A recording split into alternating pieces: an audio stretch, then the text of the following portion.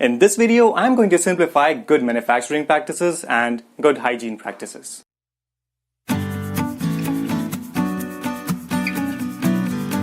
Welcome back to the channel. This is Arib Irshad and you are watching Food Tech Simplified, where I make simple and easy to understand lectures, videos and tutorials for the students of food science and technology.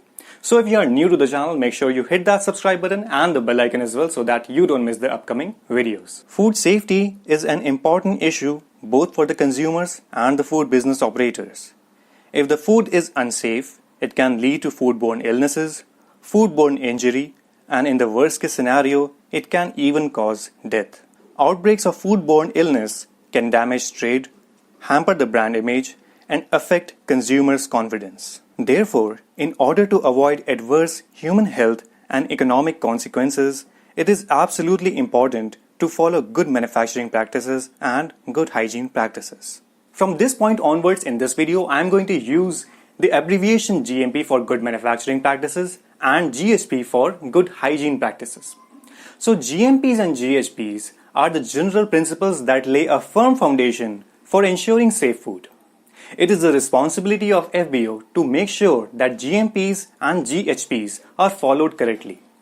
Let me give you an analogy, an interesting analogy, so that the essence of GMP and GHP is absolutely clear to you. Let's say that you are going on a date.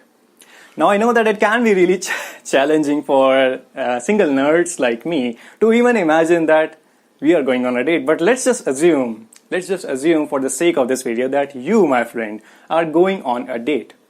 Now before you go on a date, you will make sure that you follow some certain practices. You will make sure that you are wearing best clothes possible. You will make sure that your shoes are clean. You will make sure that you are wearing a decent perfume. You will make sure that you have enough cash in your wallet, and if you are going through a bike or a car, you will make sure that you have enough fuel. So although you may not have an actual checklist, but the checklist is present in your mind that you have to follow correctly to impress the potential partner, right? So in the same way, FBO has the responsibility to make sure that some certain practices of manufacturing and the certain practices of hygiene are followed correctly in the food processing plant so that the food commodity or the food product can impress the potential consumer. Now in the case of FBO, he or she has a checklist where all the GMPs and GHPs are mentioned, and using that checklist, a food auditor or an assigned person in the food processing plant makes sure that every practice is followed correctly. Here's an important point for you. GMPs and GHPs are the prerequisite programs that must be in place before HACCP is implemented. Now, prerequisite means a condition that must be satisfied before something else can happen. And HACCP, to give you a brief idea, well, I have a separate video for HACCP that I will link in the description. But to give you a general idea, to give you a brief idea, HACCP is a preventative tool or a system that is used to identify, evaluate, and control the hazards to make sure that the food safety is up to the mark. So HACCP is basically a tool or a system to ensure food safety. But before implementing HACCP in a food processing plant, it is absolutely crucial. It is important to make sure that GMPs and GHPs are put in place. That is why we call them prerequisite programs. So if you see a question in your exam which asks, mention the prerequisite programs that must be followed in a food processing plant. So it should immediately click in your mind that the examiner is asking about good manufacturing practices and good hygiene practices. So GMPs and GHPs are the prerequisite programs. What if we don't follow GMPs and GHPs? What if we completely ignore GMPs and GHP? Well, if we ignore GMPs and GHPs, if we do not follow these practices, then it will be very challenging, it will be very difficult to implement HACCP in the food processing plant. That is why we call GMPs and GHPs as the general principles that lay a firm foundation to ensure food safety. Codex Alimentarius Commission has given these codes of practices or PRPs to protect the health of the consumers and to ensure fair trade practices. In this video, I will talk about PRPs or prerequisite programs that have been given by Codex, and these practices have also been adopted by FSSAI. So, if the question asks about the PRPs given by Codex or PRPs given by FSSAI, answer will be more or less the same. Now, although GMPs and GHPs are somewhat different, but the compliance checklist prepared for these practices are not separate. Rather, these practices are combined to have a single checklist. So, you might think that, oh, GMP is different from GHP, so there must be two different checklists or two sets of practices.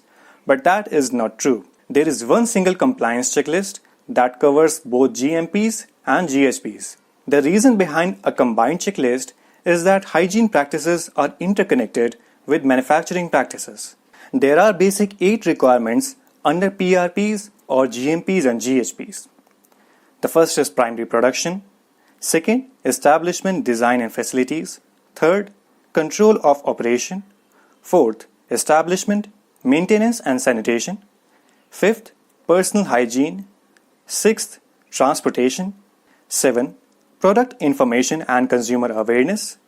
And 8th, training. Every FBO needs to meet these 8 requirements. Let's look at each one of these requirements. The first one is primary production. Now the journey of food either starts from a farm or sea or butcher house.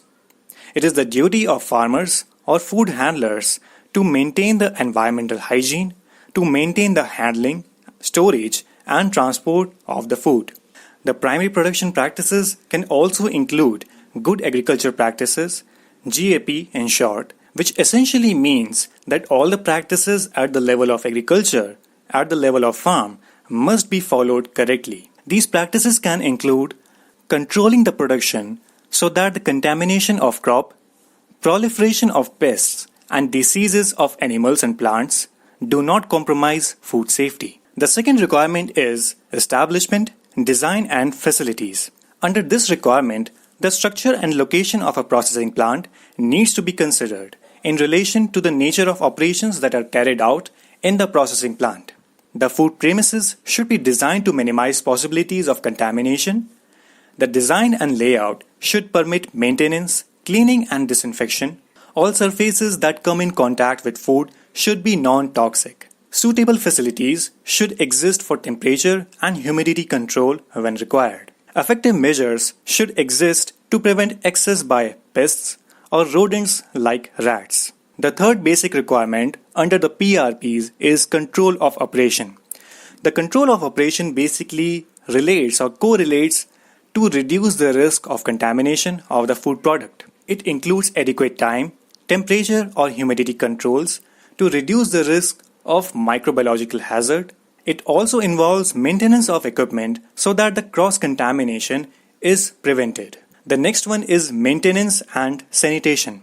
Procedures and work instructions should exist to demonstrate an adequate level of maintenance of an establishment or a food processing plant. And in a food processing plant, the efficient practices of cleaning, waste management and pest control must be followed correctly. The next requirement is personal hygiene. Hygiene means personal cleanliness, and the objective of personal hygiene can be attained by maintaining an appropriate level of personal cleanliness and following the guidelines for personal hygiene.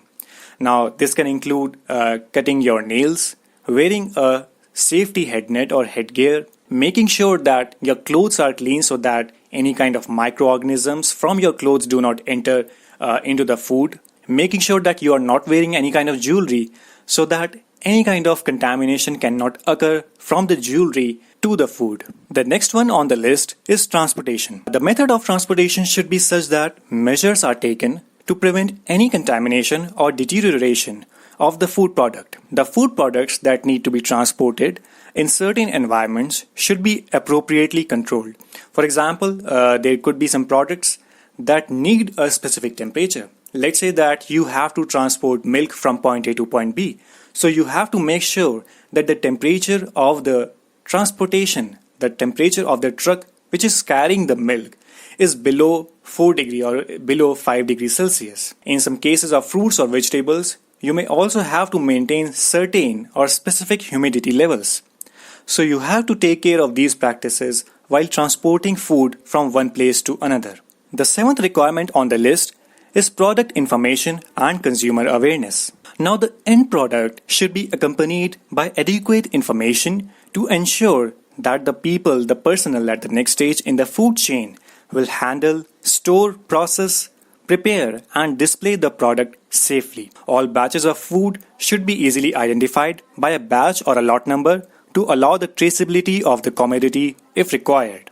Important details such as manufacturing date, use by date or expiry date must be mentioned on the label. The eighth and last requirement on the list is training. Now, maintaining food safety is a continual process. All the food handlers or all the employees should be trained in personal hygiene as well as in the specific operation with which they are working. The food handlers should also be supervised by trained supervisors. It is the duty of a food business operator to make sure that all the employees who are handling food have been trained to make sure that the safety of food is up to the mark. So this was it for today. Let me know down in the comments if you have any kind of doubts or queries. I'll make sure that I reply to most of you, and make sure that you have subscribed and hit the bell icon as well so that you don't miss the upcoming videos.